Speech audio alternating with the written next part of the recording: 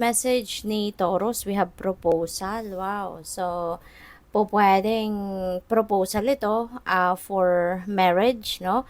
Maaring romantic proposal ito or pwede rin naman na business proposal. Maaring merong business opportunity rito na dadating din sa inyo, no? Kaya good luck po sa inyo. So, tignan natin kung ano pa ang ganap for Taurus.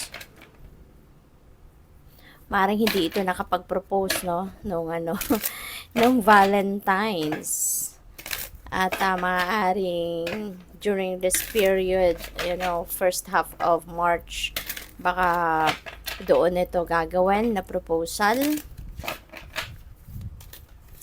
So, we have invite peace. Ayan. So, pwede, no, na baka naguguluhan pa ang iba sa inyo at this time. Kung kayo yung gustong mag-propose, whether that is in related to business or whether that is related to love life, to marriage, baka hindi pa ready, no? Or pwedeng, it's not that hindi pa ready yung kalooban mo, but maybe hindi pa ready yung setup. Baka maybe you are preparing for a grand proposal, no? Kung sa wedding ito, ay kung marriage ito.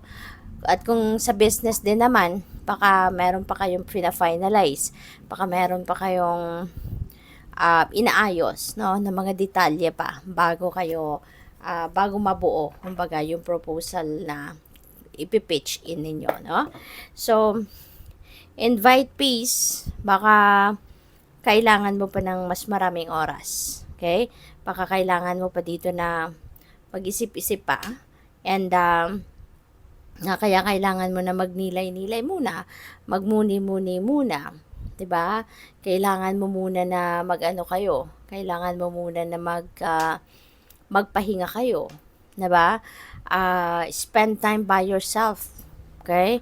Magano muna kayo, mag-tune in muna kayo sa sarili ninyo so that you can get back the yung ano mo, yung sarili mo, get back to center muna, no? Pwedeng ganon.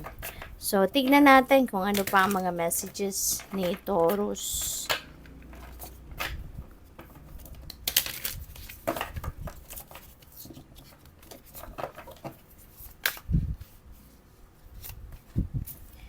So, King of Swords, meron tayong High Priestess, and we have Justice energy. So, baka ang iba sa inyo rito, no, maybe you are needing some kind of advice. Maaaring related both, no? Pwedeng kung sa marriage proposal